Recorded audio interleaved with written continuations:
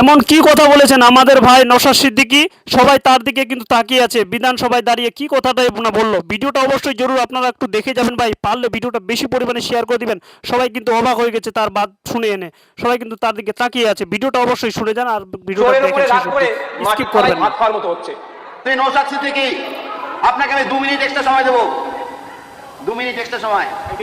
এত বিলে আপনি অবজেকশন দিয়েছেন, রাসের প্রস্তাব দিয়েছেন, সেই জন্য দুর্নীতিকে রোখার নাম করে এই সরকার পঞ্চায়েতের যে অ্যাকচুয়ালি যে উদ্দেশ্য সেটাকে নিস্তেজ করার চেষ্টা করছে।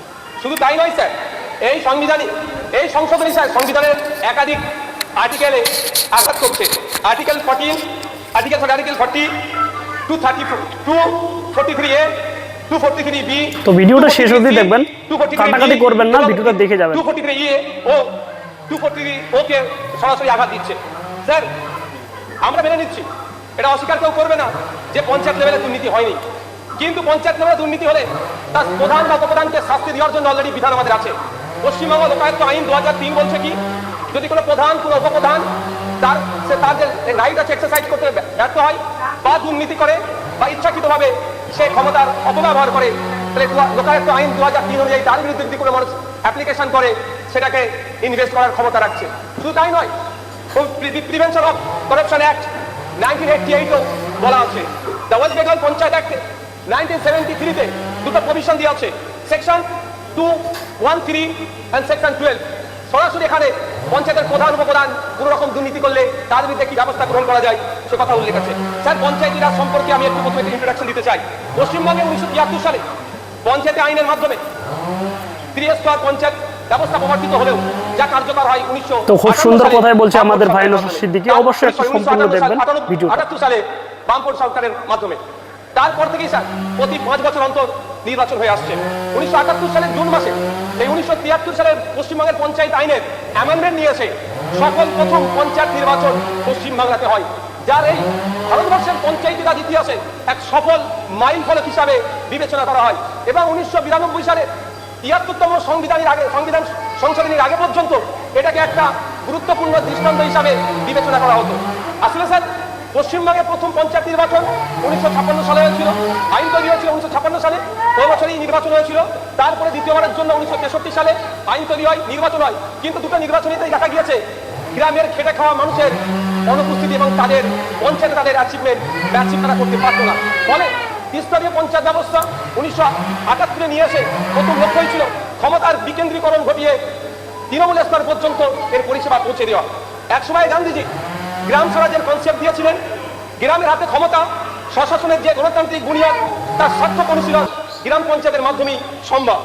স্যার পঞ্চায়েত হচ্ছে আসলে ভিডিওটা অবশ্যই একটু দেখবেন, পারলে কমেন্ট করবেন আর ভিডিওটা শেয়ার করে দেবেন। টাইম নেই স্যার, স্থানীয় সরকার প্রয়োজনে স্থানীয় সরকারের প্রয়োজন, কারণ গণতন্ত্রের প্রসার ঘটে। স্যার গণতন্ত্র আর উন্নয়নের সাথে এই প্রশ্নই অবিচ্ছেদ্যভাবে একে অপরের সাথে জড়িয়ে আছে। স্যার কেন্দ্র সরকার বলুন বা রাজ্য সরকার যে কোনো প্রকল্পই স্থানীয় সরকার বা পঞ্চায়েতের মাধ্যমেই সম্পূর্ণ করে। পঞ্চায়েতকে তাই ফান্ডামেন্টাল ইউনিট অফ ডেমোক্রেসি বলা যেতে পারে। কিন্তু আমরা কি দেখছি স্যার, কি হচ্ছে এই বিলের মধ্যে, সংশোধনীর মধ্যে? ক্ষমতার কেন্দ্রীকরণ, সেন্ট্রালাইজেশন। যে কাজটি বিগত দিনে তৃণমূল সরকার শুরু করেছিল, এই বিজেপি সুন্দরভাবে তাই সেটাকে প্রাতিষ্ঠানিক রূপ দেওয়ার চেষ্টা করছে। আমরা নির্ভর হলে কি স্যার দুর্নীতি মুক্ত হয়ে যাবে? আমাদের জগন্নাথবাবু বলছিলেন 100 দিনের কাজের কথা, আবাস যোজনার কথা, যত ধরনের দুর্নীতি হয়েছে আমি দায়িত্ব নিয়ে বলতে পারি, যদি সোশ্যাল অডিট হয় পঞ্চায়েতের সদস্য থেকে যারা আধিকারিকরা আছে তারাও এই দুর্নীতির সাথে জড়িয়ে আছে, এটা প্রমাণিত হবে। তাই স্যার শুধু স্বজন পোষণের কথা বললেই এটা এই আইন নিয়ে আসলে স্বজন পোষণ মন্দ হবে আমি বিশ্বাস করি না।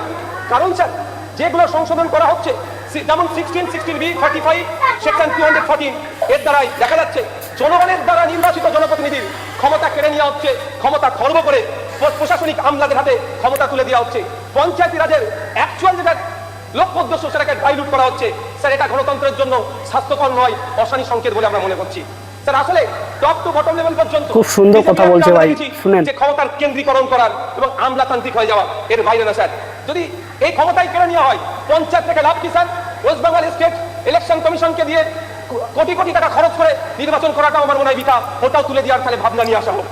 স্যার আমাদের এই পঞ্চায়েতি রাজ সম্পর্কে প্রখ্যাত রাষ্ট্রবিজ্ঞানী তথা অধ্যাপক প্রভাত দত্ত মন্তব্য করেছিলেন পশ্চিমবঙ্গের পঞ্চায়েত ব্যবস্থার নেতৃত্বে আছে গরিব মানুষের প্রতিনিধি।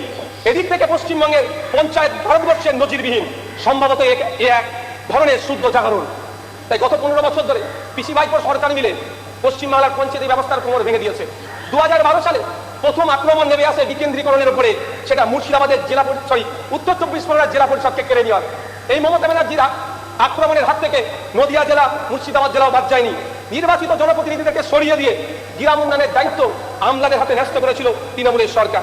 আর সেই কাজটি আজকে দেখছি এই সরকার আরো জোরদার করতে চাইছে। যদি গণতন্ত্রের সবচেয়ে নিম্ন স্তরের এই প্রতিষ্ঠান আজকে আক্রান্ত হয়, নির্বাচিত জনপ্রতিনিধিদের ক্ষমতা খর্ব করা হয়, তাহলে গণতন্ত্রের সম্প্রসারণ কতটা সঠিকভাবে হবে সে স্যার প্রশ্নের সম্মুখীন হচ্ছে।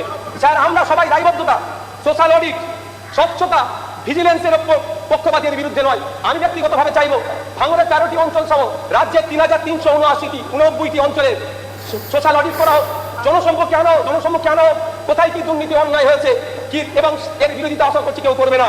ভিজিলেন্স কমিশন গঠন করা হোক, স্বচ্ছতার জন্য ওয়েবসাইট ডিসপ্লে বোর্ড লাগানো হোক, টেন্ডার কোথায় কিভাবে হচ্ছে, কে পাচ্ছে না পাচ্ছে তার স্বচ্ছতা নিয়ে আসা হোক, কাজের হাল হকিকত অনলাইনে আপলোড করা হোক, সাথে সাথে কত টাকার টেন্ডার হচ্ছে সেইগুলো নিয়েও আলোচনা হোক। তাহলে একটা অ্যাকাউন্টেবিলিটি থাকবে। কিন্তু দুর্নীতির নাম করে গণতন্ত্রের এই বিকেন্দ্রীকরণের ভাবনাকে বাতিল করা বা জনগণের দ্বারা নির্বাচিত জনপ্রতিনিধির ক্ষমতা খর্ব করে এক্সিকিউটিভ পাওয়ারের হাতে তুলে দেওয়া এই গণতন্ত্রের জন্য শুভনীয় নয়। স্যার বিগত সরকারের আমলে দেখেছি জেলা পরিষদ থেকে শুরু করে তোমার প্রত্যেকটি লোকের অনুরোধ এবং রিকোয়েস্ট, ভিডিওটা বেশি পরিমাণে শেয়ার করে পুরো বিশ্বের লোকজন দেখতে পারে এই ভিডিওটা আপনার একটা শেয়ারের মাধ্যমে। দেখেন ভাই কত সুন্দর বিধানসভায় দাঁড়িয়ে কত সুন্দর কথাবার্তা বলে গেল আমাদের নওশাদ সিদ্দিকী ভাইজান। অবশ্যই ভাই আপনাদের যদি ভালো লেগে থাকে অবশ্যই ভিডিওটা শেয়ার করতে ভুলবেন না ভাই, অবশ্যই শেয়ার করে যাবেন যেন পুরো বিশ্বের লোক এই ভিডিওটা দেখতে পারে, জানতে পারে ভাই।